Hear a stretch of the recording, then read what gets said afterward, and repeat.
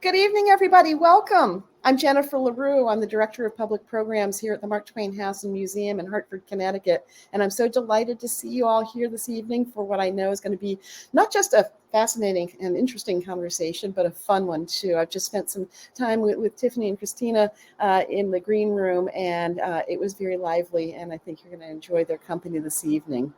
I'm not going to spend too much time talking. I know I'm not what you came to hear, but I do have a little bit to chat about before we begin. First of all, yeah, I see some of you are chatting away. I'd like to encourage you to chat throughout the program. That's part of the fun of the virtual format.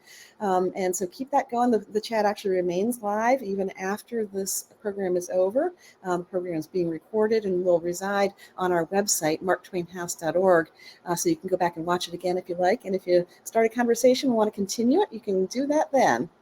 However, if you have a question for the Q&A session toward the end of our program, rather than put that in the chat, if you could do me the favor of posting it at the bottom of the screen, right in the middle there where it says ask a question, that'll make that part of the program a lot more easy to manage if you're able to follow that request.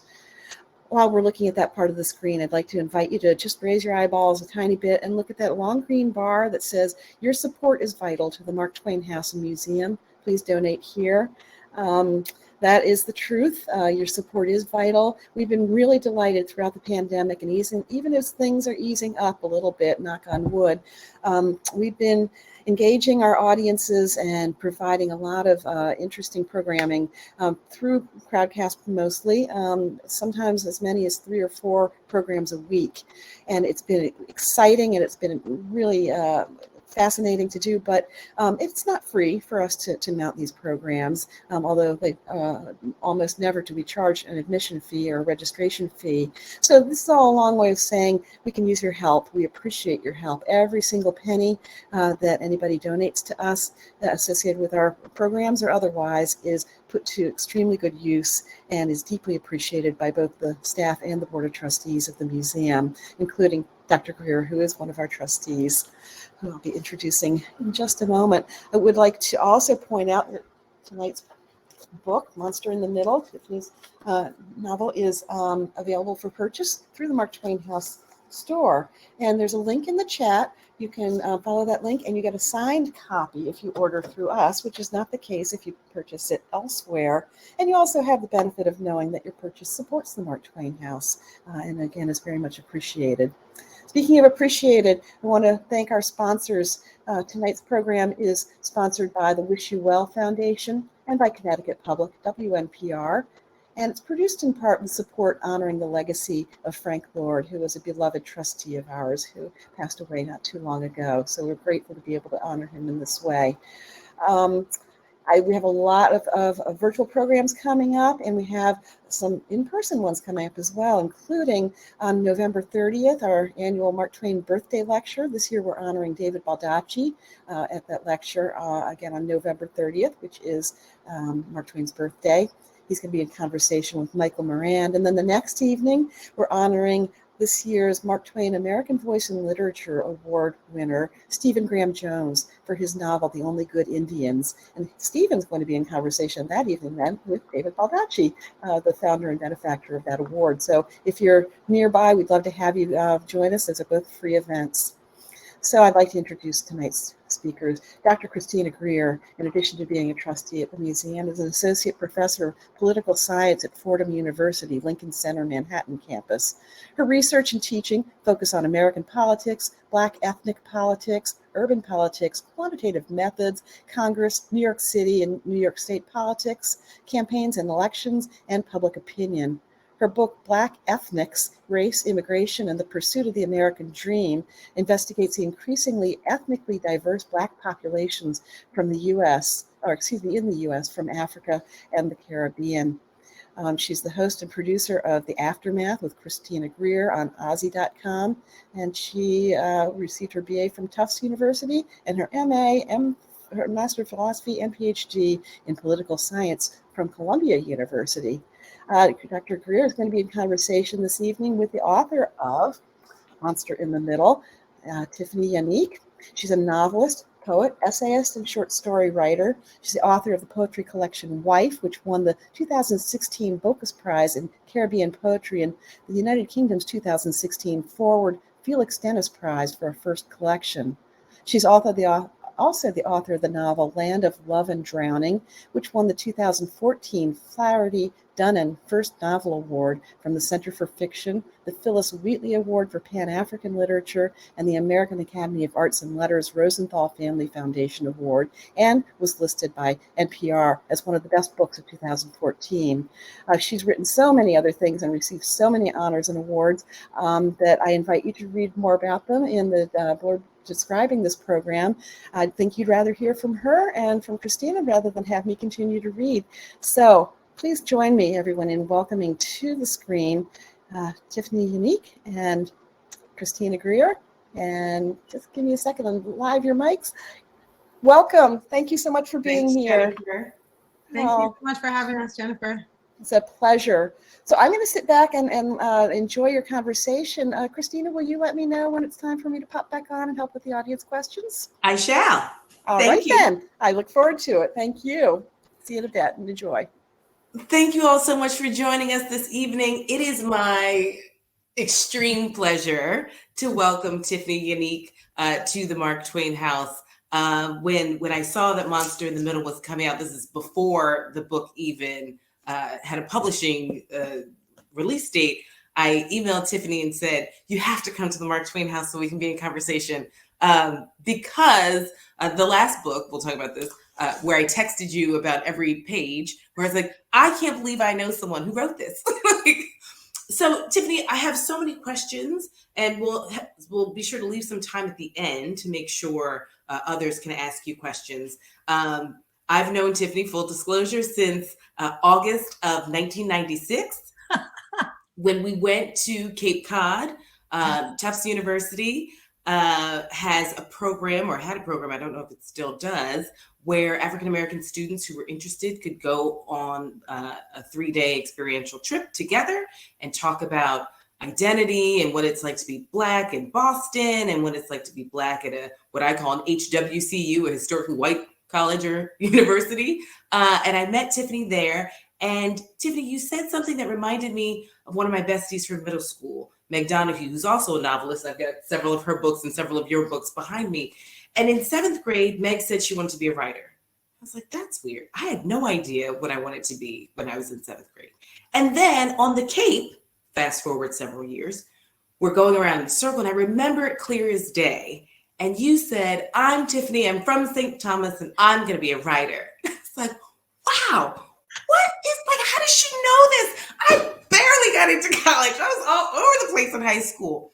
And then when I was holding your first book, Land of Love and Drowning, I couldn't believe it. And when I held Meg's first book, How to Make a Cupcake, I was just like, these two writers knew from childhood that they were going to be writers. And I still struggle with, I'm an academic, but I do write. I write books, plural. But I don't see myself as a writer, and that was never my primary identity. How did you know, and when did you know that you were a writer? Because you said it when you were 18, but you clearly knew before you were 18. Yeah, because I was bold enough and panache enough and obnoxious enough to say it at orientation. So embarrassing that's the I was inspired. I hold on to that sort of self-awareness and that level of like pride and confidence in a way that, like, I don't think you'll ever know just how important that moment was. So, like, when did you know it? Like I said, it's almost embarrassing how that kind, you know, there's a kind of tension between self-possession and braggadocio. Like there's a tension between that. And I'm hoping that I have calmed down some of my panache a little bit so that I'm a little bit easier and less pushy and arrogant. But damn, to be 18 and like that, like just, oh, that's so ridiculous. But thank you for that memory. I remember being at the Cape too, and I remember it being cold, even though it was summer. But that's because I had come just from St. Thomas too. But I remember being so happy to be there. And Dr. Christina Greer, you were impressive from the get. It was very clear to me that you were going to be like in charge of things, and that you were so smart and so articulate even at 18. And you're still so profound of a human. But it's been a pleasure to be side by side in our careers these past 20 or something years. So that's really exciting. I'm happy to be here with you. And thanks for this invite to the Mark Twain House and Museum. I'm honored to be here and really excited to chat with your people too.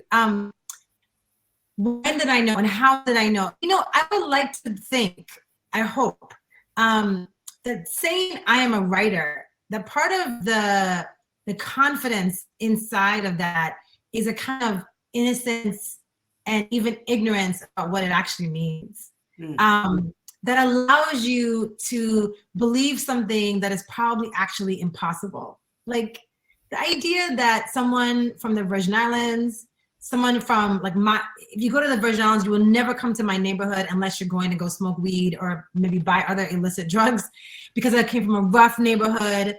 I grew up in a multi-generational household. My parents didn't raise me. I didn't know my father. All of these things make it so that I really should not end up being a professor at Emory University, writing like high literary stuff that wins prizes. None of that really makes sense. And so I do think there was a kind of innocence that allowed me to dream bigger than the world would have told me was really possible.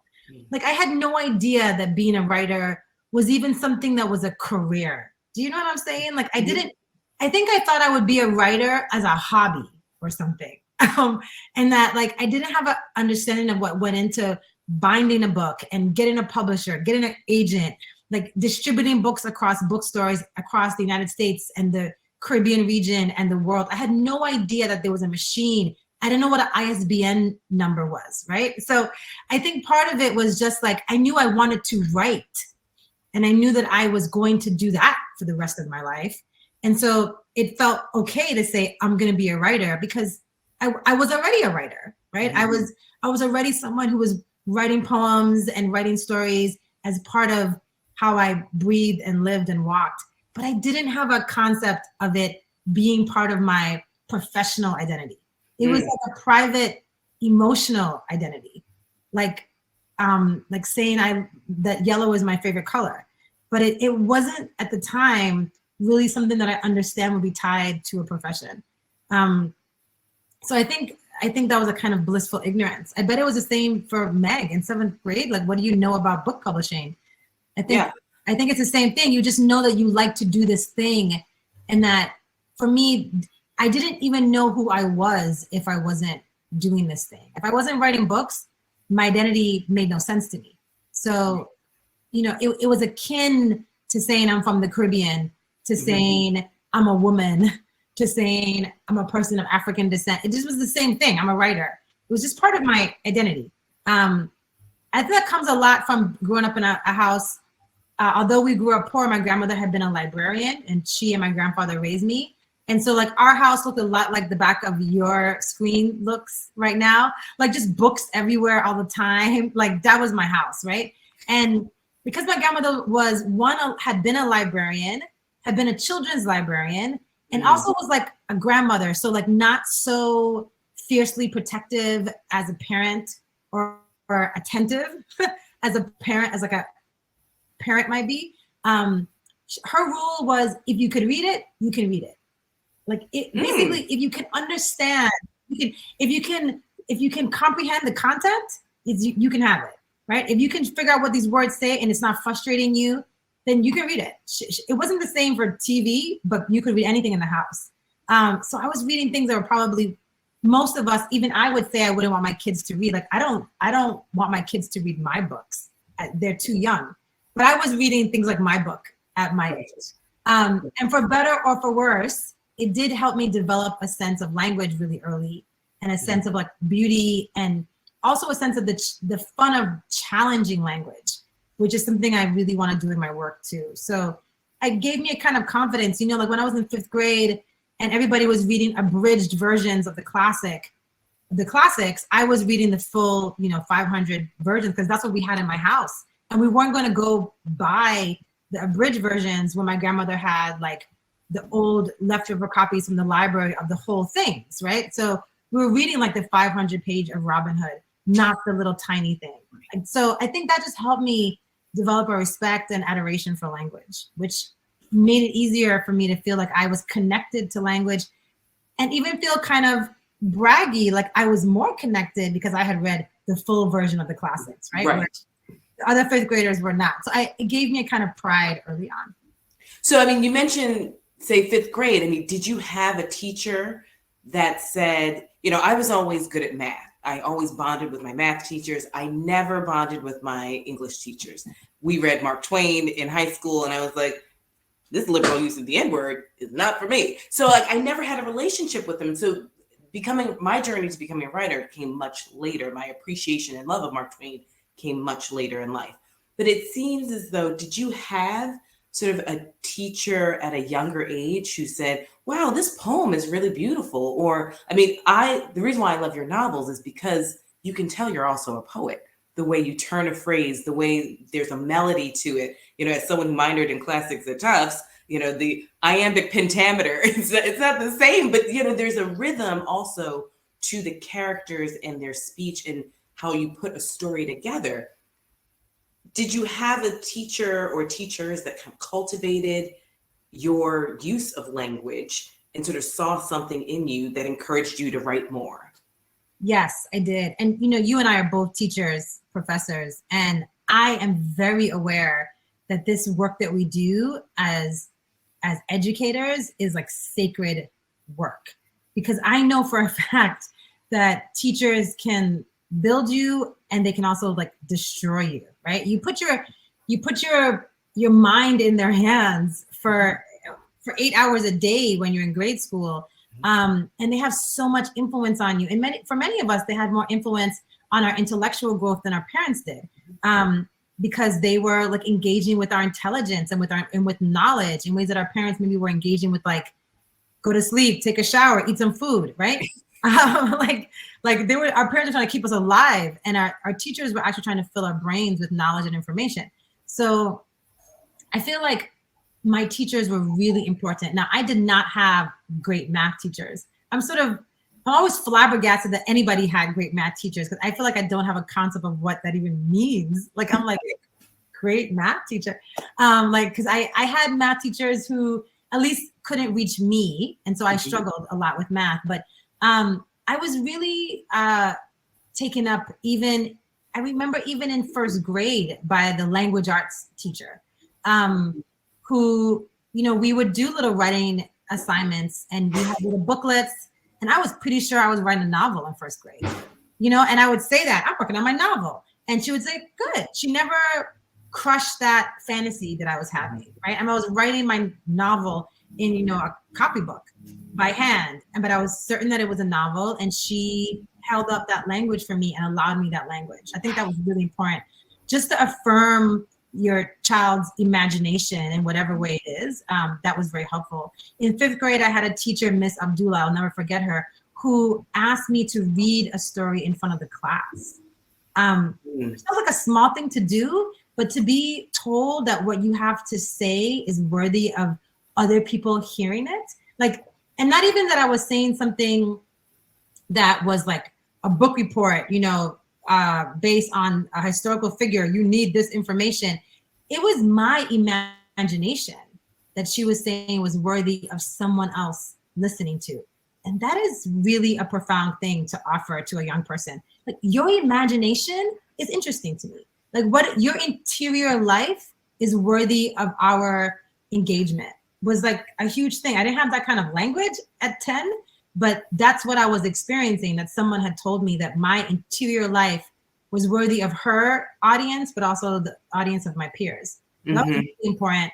And that I would say that sort of progressed. I had some teachers who were actually not good, but who still helped me. Like, like in a sort of backwards way. I had a teacher who, funny enough, she doesn't remember this because now I'm a a big deal back home in the Virgin Islands.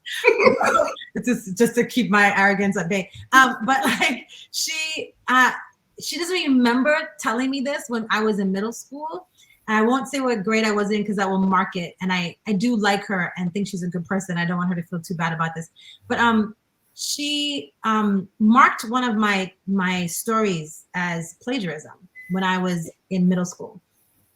And like failed me for a story that I had written.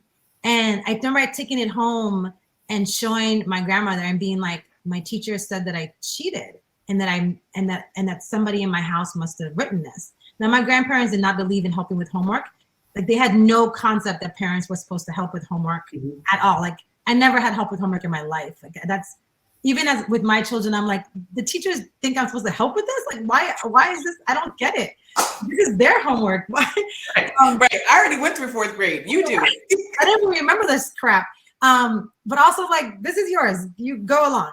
But I didn't get any help on it. And she gave me the 0. I came out, I complained, I was in tears. My grandmother went to school to explain, like we had a meeting to explain, like Tiphanie wrote this on her own. The teacher ended up giving me a 50 and not a 0, but still a failing grade. But she gave me half points because she was never quite convinced that I really didn't have help. And in a funny way, Chrissy, this is sort of like a Black girl arrogance. In a funny, twisted way, it made me feel, and this teacher was white, that I'm smarter than people know is what I came to understand. I'm smarter than people will ever even believe. I'm more talented and smarter than even people who know me well can fathom. And there was something about that was useful for my confidence, although it's a sort of sad use, right? Yeah. A realization that I'm always going to be underestimated. Inside of that is a self-awareness that I am talented and smart, but also an understanding of society that is pretty sad, that because I'm a woman of color, a Black girl from the hood, that I'm going to constantly, my intelligence is going to constantly be questioned. And I'll say I'm an associate professor at Emory University, and I feel like that still happens to me even now. Oh, hello. On a daily basis. Yeah, exactly. Sometimes by my students, sometimes by my peers.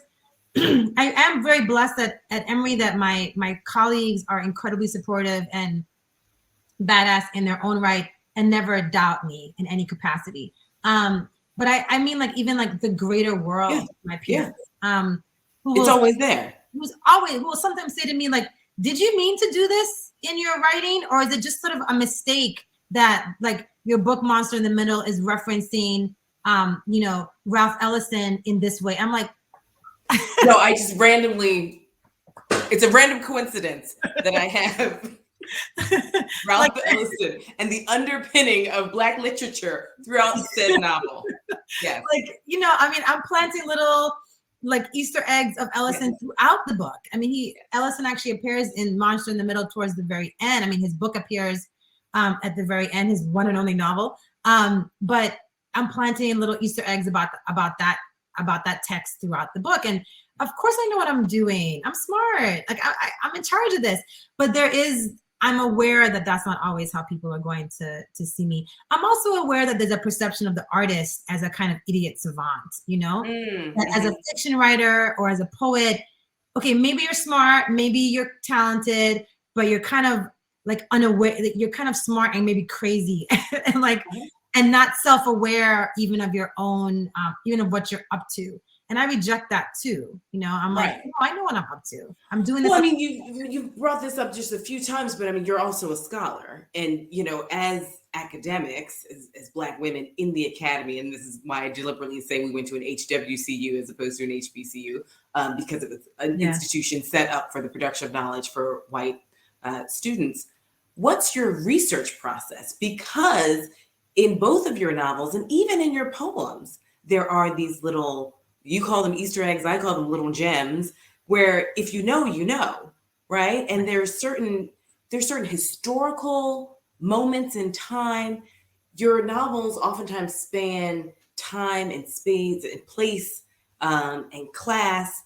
And it's very clear that you have a sound understanding of Black ethnicity.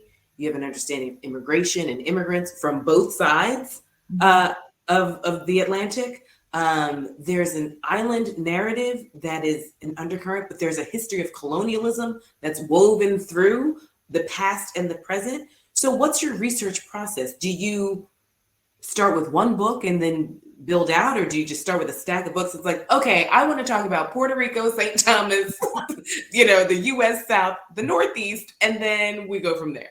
Yeah, it takes me a long time to write a book. So Monster in the Middle took me 14 years to write. It's a tiny little book, really. I mean, as far as books go, it's not even 300 pages, but it took me a long time because I'm very attentive to the research. So it's really important to me that I am the authority of the material that I'm trying to present. If you read Monster in the Middle, you're gonna spend days, maybe weeks with my language. And I feel like it's important that I honor the time that I'm asking my reader to give up and give over to me. I'm asking you to give over hours, forget to feed your kid for me, for something that I have to say, right? And I feel like if I'm gonna do that, and if I'm gonna hope and expect that someone will be on a train, on a subway in New York reading my book, and miss their stop, if I'm hoping for that, then I feel like my job is to put as much time and care and effort into it so that that it's worth that, that I made also incredible sacrifices of time and care to put into this book. So I read a lot out to do the research for the books. I have stacks that I go through. Those books reference other books. I've read a series of books to just get a paragraph of something. And sometimes I will mention those books in my thank you. Most often I don't, because there's just really too many. In Monster in the Middle, there are a couple of texts that I reference in Monster in the Middle that are sort of mentor texts for the book. So there is Invisible Man by Ralph Ellison. There's also Love in the Time of Cholera by Garcia Marquez. There's Autobiography of My Mother by Jamaica Kincaid. These are books that their tone, what they're up to thematically is also what I'm up to in this book. And so I read those books multiple times, read things that surrounded those books. So read criticism about those books, theory about those books, read the biographies of the authors of those books. So I would have a sense of where that author was when they were working on the books and what was happening in their lives, because I wanted my characters to also approximate not only the text, but also the sort of concept of storytelling and the storyteller itself. Right. Because Monster in the Middle is, in fact, a book about the power of stories and the power of storytelling and how they kind of give us our identity in many ways and help us understand who we are and what we're capable of. So, I mean, I just read a ton. I also listened to people travel. Like Twain. Yes. I mean, I had to. A whole chunk of this book is actually set in Atlanta, where I live now. And the assumption would be a smart one to believe that I set it in Atlanta because it's where I live. And so that made sort of sense. But this is a false assumption because I didn't live in Atlanta where I wrote any of the Atlanta sections. In some ways, I feel like the research and spending the time in Atlanta kind of magically called me to it. There was no job available in Atlanta. When I was writing this book, I was just coming to do research for the book. And then this amazing opportunity opened up at Emory for me, which I was so grateful to get and then accept. But I had no intention of moving to Atlanta. I just wanted my character to be in Atlanta. So I was just visiting and driving around, talking to locals and getting the lay of the architecture and the layout of places. So, I mean, the writer's research is very nuanced, right? I spent a lot of time in libraries and archives, but I also spent a lot of time just walking around and talking to people. So it took me a while. Yeah, and in the granular level detail shows, who are your influences?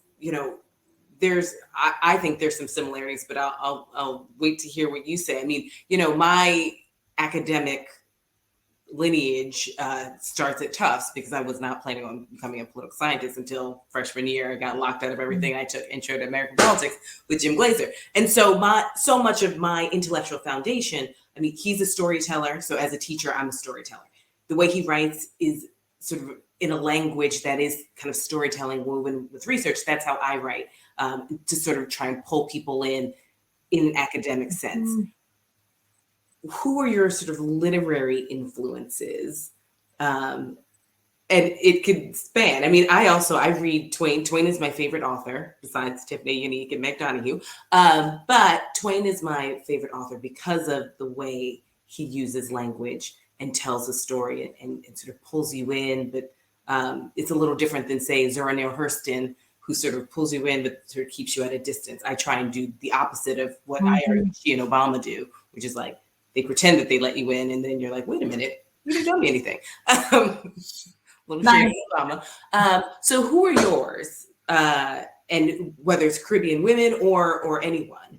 Can I ask you a question, Chrissy? Because I feel like it seems like, to me, such an amazing privilege, and I hope that doesn't sound like a negative thing, to have had one of your mentors be your freshman year professor. That sounds, you're kind of blowing my mind, actually. Like, I'm like, wow, like, really? Like, do you guys still know each other? Like, what? I'm on the board with him. We see each other 4 times a year. This is, I mean, that's so beautiful. Yeah. I mean, it's like. And here's the thing. I teach Intro to Politics every semester because of that. Because I know what it did for me to sort of change my whole trajectory. So I understand that not every student is going to be a poli-sci major, but I tell stories, and it's a feeling, and you learn how to read a newspaper. And like, that's what the feeling I had in 1996, an election year, is the feeling that I want my students to have, whether it's an election year or not. And so there's that foundation. And I feel like reading your work reminds me of certain writers, right, and a foundation that is very strong in particular writers. And I'm curious to know if my thoughts on your influences are actually your influences. I would love to hear what your thoughts are, and I probably agree with them. But I bet what I'm going to say is not what you're thinking. Although maybe it is. We'll see. I grew up in the Virgin Islands, which part of why I'm envious of what you're saying is that I grew up in a place that was and still is colonized by the United States, and for that we were colonized by the Danish. And part of what it means to be colonized is that you really have no idea what you yourself are up to as a people. Because the project of colonization, as you know, is to tell you that what you are up to as a people is really irrelevant, and what's most important is what the imperial power is up to. So you're just constantly looking, first we were looking over at Denmark, and then now looking over at the United States to figure out who we are and what we're about and what we should be. And so you're never looking around at your peers.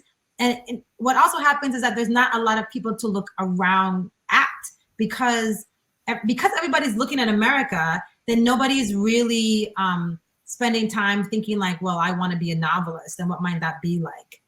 So growing up in the Virgin Islands, I didn't even know that there was a rich, robust Caribbean literature. I mean, my grandmother was a librarian, so I knew some of the big heavy hitters, like I knew Walcott, right? But I didn't think that there was a whole lot of us, and I certainly didn't think there was a whole lot of women. And I was sure that I was going to be the first.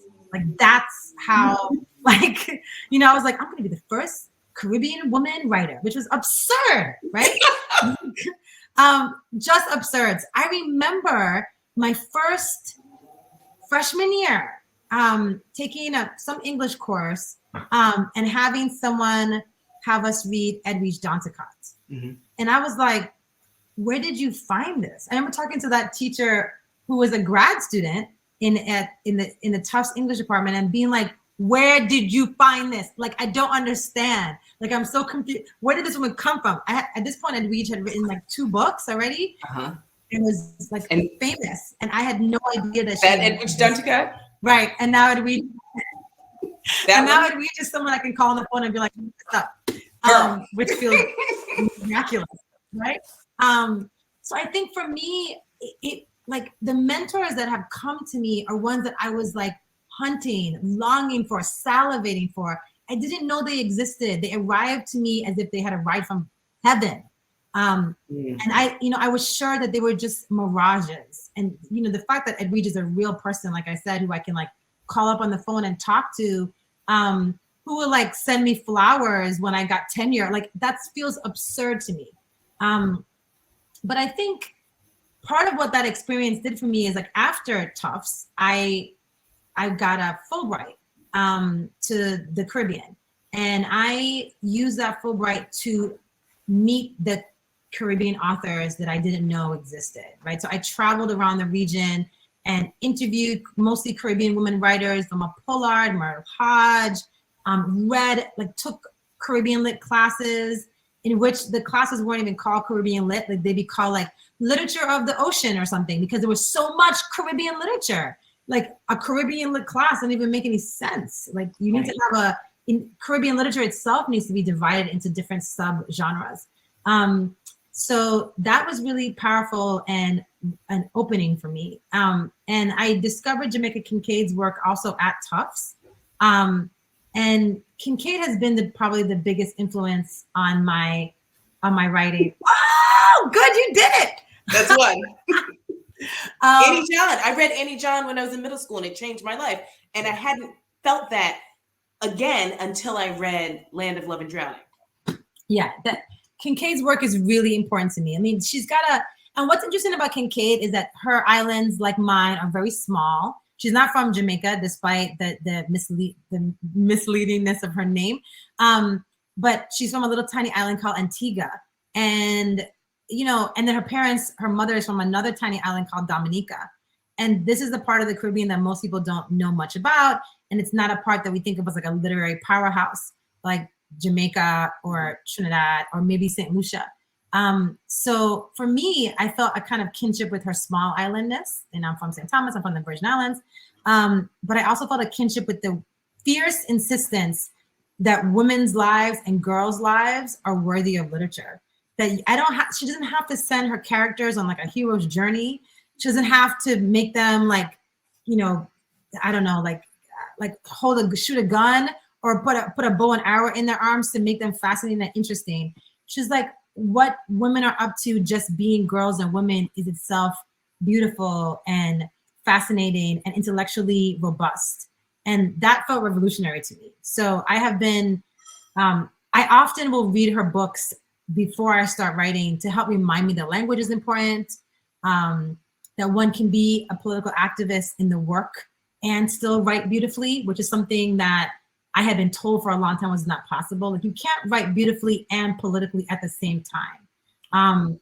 And Kincaid does it. And so I do feel like I am trying my best to follow in the legacy of her novels.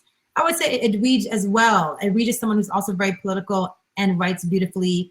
Edwidge is also an incredibly generous person in the world. And when I think about the kind of writer I want to be as a person, I definitely think about emulating Edwidge and how generous and kind she is to writers and how supportive she is for all of us. So those two women. And then finally, I'm also a daughter of Gabriel Garcia Marquez, who I think of as a Caribbean writer. He thought of himself that way and called himself a Caribbean writer. And when I think about how I do magic and how I do like lushness and the way in which I'm writing it always across many different registers, generationally, historically, thinking through like differences in time and space, like that kind of impulse comes from Garcia Marquez. Okay, so I had Edwidge, obviously, Jamaica Kincaid, Gloria Naylor, and Edward P. Jones. Ooh. Those are my four. Naylor is also a huge influence. Edward P. Jones, not so much, although I love his work. I love his work, and there's a certain, and I mean this in the most respectful way, there's a certain accessibility of his work where it's just like, I want you to enjoy this. I'm not trying to be obtuse for obtuse sake. Like I'm going to like give you levels, and some people are going to read it and they're not going to get the references, right? So some people are going to read your work and it's like they're going to miss the Ellison stuff and they're going to miss the sort of real Easter eggs, but they're really going to enjoy it, and that's okay. And then there are other people where it's like, oh, this is like you can read it on whatever frequency you're in. I really appreciate that. I like that. I'm gonna think more about that. I mean, I read a lot of his work. I don't know if I've read everything, and I wonder, who knows if it's a larger influence on me than I've recognized. In Monster in the Middle, I'm definitely going for like a sharper aesthetic than I did in Land of Love and Drowning. So the lines are with intention, like just tighter. I mean, even in the music of this book it has a different kind of musicality than Land of Love and Drowning did. And that music would be much more aligned with someone like Edward P. Jones. Another person who was an influence on me and was my actual teacher was Percival Everett, which is also a similar kind of writer. And it's interesting to think about these as both being male writers, but writing in a kind of like spare, sharp language that I'm interested in exploring in Monster in the Middle too. But Percival was my teacher. So I know that his influence was very strong on me in the classroom. Tiphanie, your video has gone out. I don't know if it's your internet connection or if it's just on my end. I just want to let you know that if you can, I can't see you anymore. I don't know if you can still see me. I can still see you. Should I get in and out? I don't know. What does get in and out mean? Well, I can exit and then come back in. Oh, Jennifer, you're back. I'm coming back in because it's getting close to time for questions anyway. Tiphanie, your video has been going in and out a little bit throughout. We've been able to hear you throughout, but various of us have been unable to see you for little spots here and there. So I think everybody's rolling with the punches pretty well. Right now, Christina, can you see Tiphanie? Because I can see her very clearly. I can no longer see her. Well, that's okay. I mean, oh, there she is. Okay. I was bopping around, but there's some good questions in the chat. I just have sort of one final question before we open it up for Q&A, because you said something about Edwidge, which I often think about in relation to you, which is using her influence and power and talent in a much more global and political way. And I remember during hurricane season a few years ago when so many islands were decimated, and they weren't getting the attention that they needed from the global community. And you and some other Caribbean writers banded together and really worked to highlight the importance of not just sort of paying attention during this particular hurricane, but the long-standing commitment that we should have, especially as members of a colonizer nation, to really work toward that rebuilding and that rehabilitation. Can you tell us a little bit more about where that project is, and with climate change and everything that's going on with hurricane season, where you and so many other sort of small island writers are? Yeah, I mean, one thing that people say about Caribbean literature is that, and Walcott said this too, is that the thing that unifies Caribbean literature is the sea itself.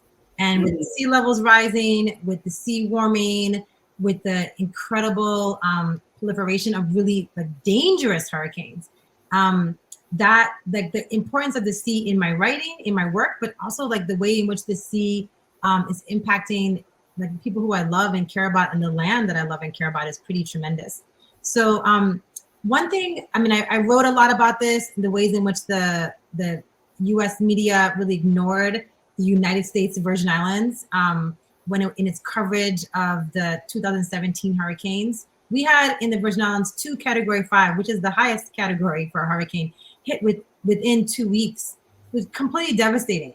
And we were given very little attention and very little support sent to us. So that was really unnerving to me. And what has happened since then is myself and 3 other scholars and artists have formed a collective that's called the Virgin Islands Studies Collective. And what we have done is, first we did this in response to the 2017 hurricanes as a way to sort of say, part of why we're not getting the attention that we need is because we are not, we're not in the imagination of the average American as a place where people live. I think when we think of the Virgin Islands, we think go there for to have your wedding, go there for your anniversary, or maybe you stop off on a cruise ship, but it's not necessarily a place that's in the imagination as one that has intellectual heft, but also that has humanity peopling it. But because we're colonized, even Virgin Islanders sometimes don't think that about ourselves. Sometimes we aren't sure that we're peopled with like full complex humanity. So the Virgin Island Studies Collective began in response to those hurricanes and is now turned into a collective that we do research. We're like exploring the archives of the Virgin Islands that exist all over the world. Most of our history and our archives are in Denmark or the United States. Very little of it actually exists in the Virgin Islands. So we've been pulling it, translating it. In some cases, we're the first people to look at some of these archives in like over 100 years. Oh. Some things that have never been translated from Old Danish into English, that we're doing that work and responding to those things. We're actually going to be putting on a conference in February called the Virgin Island Studies Conference in St. Thomas as a way to further this work. And so we do that as scholars, as artists, and as activists. And yeah, it's very important to me to use, I mean, I'm aware that authors have a mantle, and it's important for me to use that to bring all kinds of important attention to the Virgin Islands. Thank you. Oh, I'm so glad you asked about that, Christina. Thank you. You know, this has been just such a delightful evening for anybody who's interested in writers and writing. And the fact that you two have this long friendship and you've been able to just so easily chat with one another without any kind of hesitation or barriers. It's been so much fun just to witness. So thank you for everything that you've shared. I was thinking in my mind while you're talking that, wow, any student who has either of you as instructors, as a professor, is so lucky. And one of our questions from the audience is how, and this is for Tiphanie particularly, but maybe both of you can answer, you're a professor and a writer, how does your teaching influence your writing? Yeah, my students are inspiring me constantly. Part of how they inspire me is with their incredible bravery. Like, I feel like I am constantly pushing them off of cliffs, and they just like sprout wings and fly. Like, they just constantly amazing me. And I do expect a lot out of my my undergraduates who are taking like intro to fiction, a class that most people think might be like a fun, easy class to take your freshman or sophomore year, but not if I'm teaching it. Like, I tell my students, like, if you want the easy class this semester, go take organic chemistry. Don't come take creative writing with Professor Yanique. Like, I'm going to destroy you. And some of them are like, come on, bitch, I got you. Like, they're ready for it. And they're very excited, and they do incredible work. And I think for the times when I get scared, and because I'm a human being and I have my own vulnerabilities and fears, I look at my students and see how, because I've asked them to be brave, that they just get brave.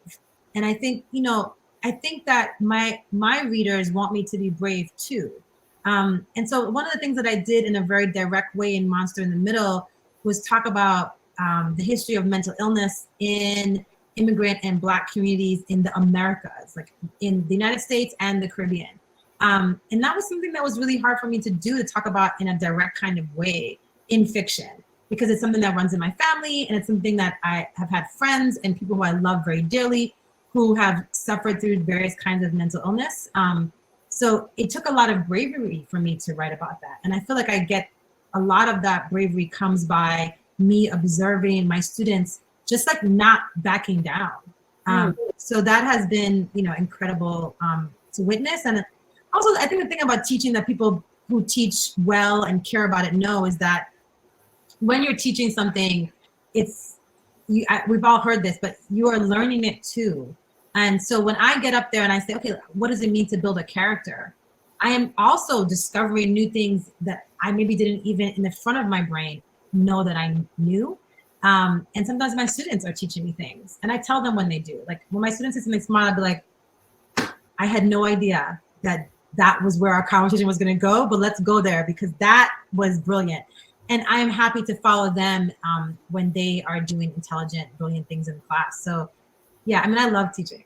It's I think even if I wasn't a writer, I would still have tried to find my way towards being a professor or a high school teacher, because I get a lot of gratitude.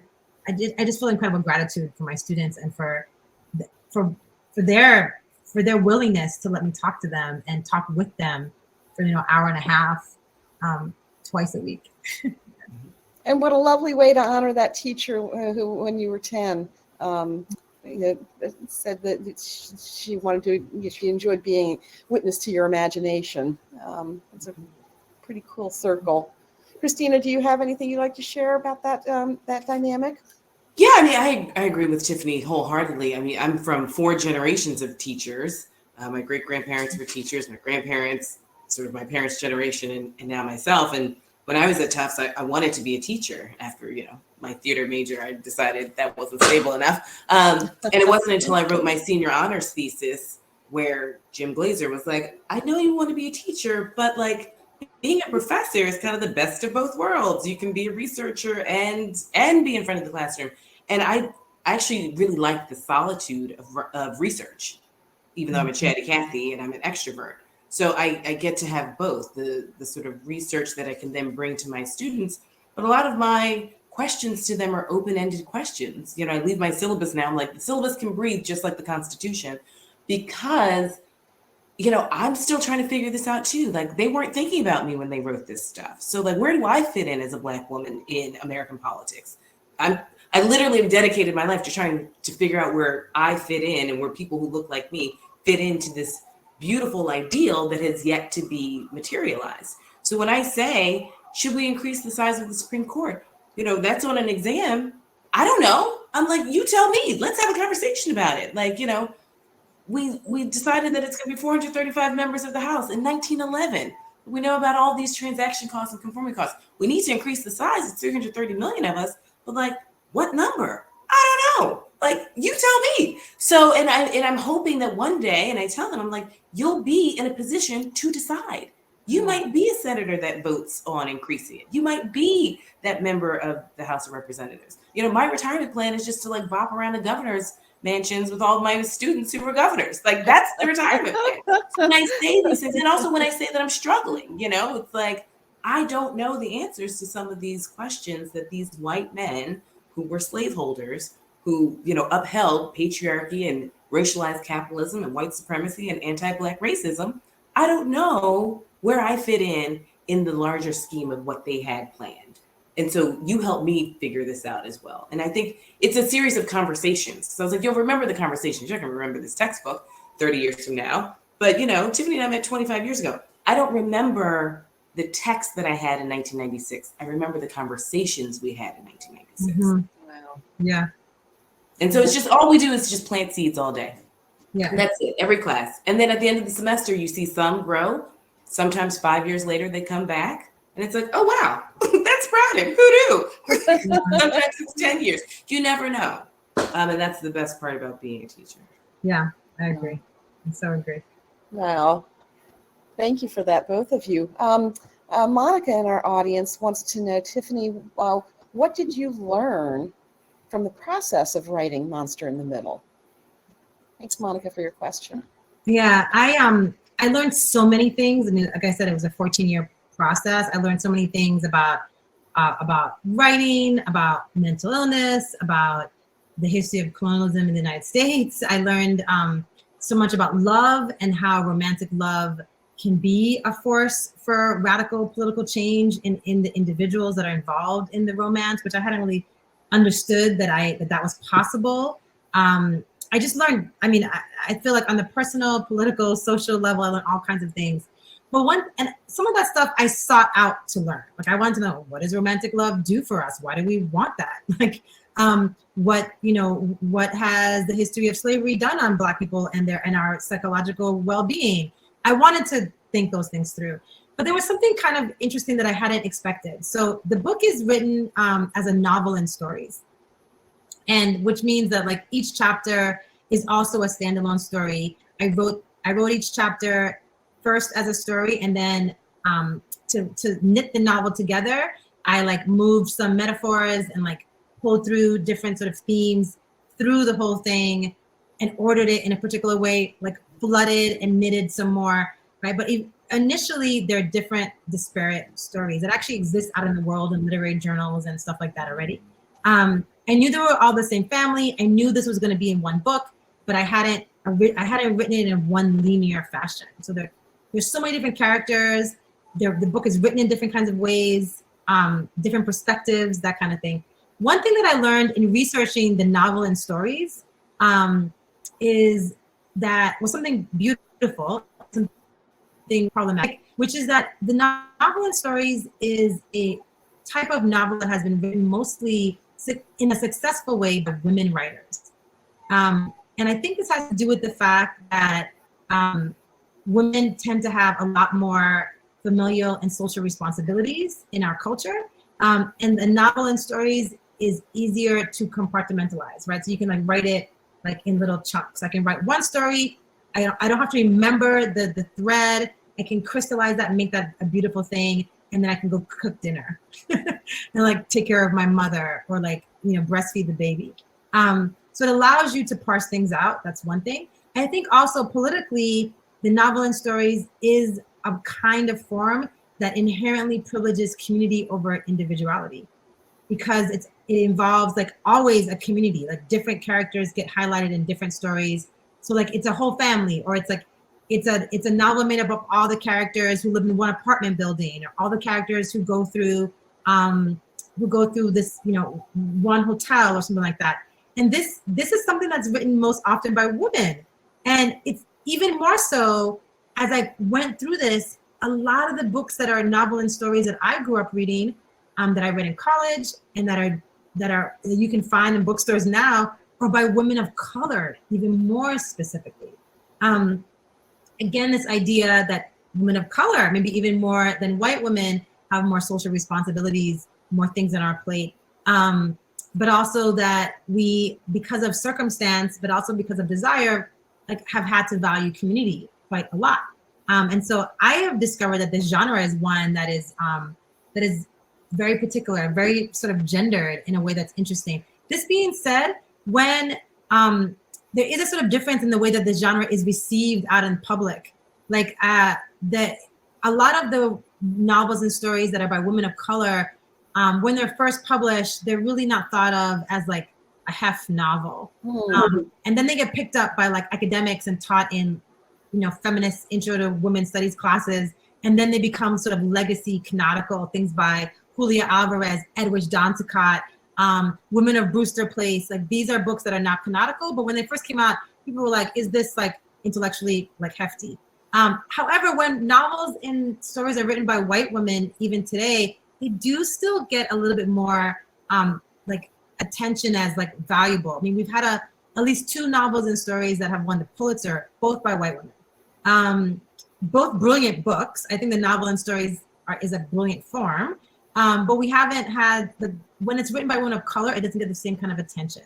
It's often thought of as like she couldn't write a real novel, right? Or like it's lazy or something. Whereas when a white woman does it, it's innovative and like fresh and new. That's something I've noticed too, the ways in which it's gendered, but also the ways in which it's received in racialized kinds of ways. So that was new for me. Yeah. Wow. Gosh, Monica, I'm glad you asked that question because we just learned a lot. That was fascinating. We're almost out of time now, but because we've been talking about writing and writers, I just real briefly, I know people always like to hear about your actual day-to-day writing routine. When do you write? How much time do you spend on it? And what do you need to be in a special room or have a talisman of some kind? My answer is either going to be super disappointing or super liberating, which is that I have no process. I have no discipline. Yay.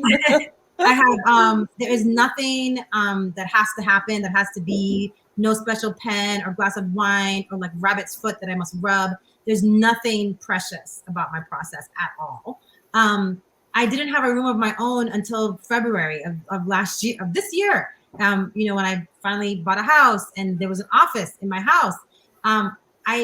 That wasn't just my reality. And so part of that is that my discipline is inside of me, right? Like I write whenever I can, whenever there is a moment, whenever there is not a child, asking for my attention or an elder trying to give me some wisdom. I mean, I just write when I can, and I don't make it precious. I do think that I'm having, a spiritual connection when I'm writing, but I don't wait for like the muse to like hit me as a lightning bolt. I sit down and I just call it.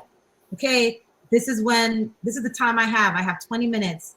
Let's do it. Right. So I'm not, I think if I didn't do that, I would make a lot of excuses for my writing. it would be very easy, again, for, Black girl, immigrant from the Virgin Islands, grew up in the hood, to have a whole lot of reasons not to become a writer and not to finish a novel. And I feel like if the more accoutrements that I add to my writing process, the harder it will be for me to get to it. Like, those accoutrements are excuses, in my opinion. Like, I don't have my special pen, I can't write. Nah, go write. Who cares about your special pen, And that has actually freed me and forced me to just do the work under any circumstances, no matter what. I'm going to say that was liberating, and not the least bit. Christina, can you share with us your probably very different process? Yeah, no, I don't really have a routine. Sometimes I'm a binge writer. I always tell people I'm like a lawyer in my head. I write in my head. It's like billable hours, and then it just comes out. So sometimes it's the morning, sometimes it's late at night, sometimes it's during the day in between meetings. But no, I don't have special pens. I do treat myself to pens. So I buy these disposable fountain pens because I write longhand like Frederick Douglass. But then if I'm on a deadline, it's like, okay, now we just need to write on the laptop. I'm finishing a book on Barbara Jordan and Fannie Lou Hamer and Stacey Abrams. And so I'm in so the good. final stages. And it's like, I'm writing today, I wrote just in my head. So that means sometime this weekend, I need to just download what I've been thinking about. And then that's how I also write standing up like Thomas Jefferson and John Ashcroft. So do with that what you will. But the more I think about what I'm writing, when it comes time for me to sort of dedicate that time, I can spend an hour and just write like 3,000 words. It just comes out of me. And then sometimes they're just days, sometimes unfortunately weeks that go by where I'm just billable hours in my head, and then it comes out really quickly. But I do write op-eds for other outlets, and so at least I'm writing something each week, even if it's only 500 words. Mm-hmm. Kind of priming the pump. Mm-hmm. So when you do publish this next book, perhaps you can reverse roles, and Tiphanie and you can come back and do this again. And who knows, maybe we could do it in person. Tiphanie, have you been to the Mark Twain House? I have not. Is this an invite? I accept. You are invited. You are invited anytime. We would love to have you. And of course, Christina, you are a dear friend of the Twain House, and we're so grateful to have you. And one of the things I always like to say is that the Mark Twain House is a writer's home and a home for writers. Christina is already a member of our family of writers, but Tiphanie, I hope that you'll feel that you are now as well. And please stay in touch. And folks, I cannot imagine that if you have not already purchased this book, you aren't ready to click that link in the chat. So please do that. You won't be sorry. And I do want to say, Tiphanie, there's a note to you from Monica in the chat. See that. Thank you, Monica. Thank you. So both of you, thank you so much. It's been a wonderful evening, and I appreciate you doing this so very much. And thank you, Jennifer, for obviously all the programming you put together. Thank you, Tiphanie, for 25 years of friendship, for writing these novels so we can see ourselves, and also for all of you who tuned in this evening. And please don't forget that little green bar to help us bring more great programming like Tiphanie Yanique to the Mark Twain House, and so many other programs that we have for children and schools who can come through and hopefully be inspired. So we have fifth graders reading and writing in front of their classmates. So nice. Thank you so much for having me, ladies. I really appreciate it. Thanks to the audience who was here with us. Thank you. Thank you all. Good night. Good night. See you again soon.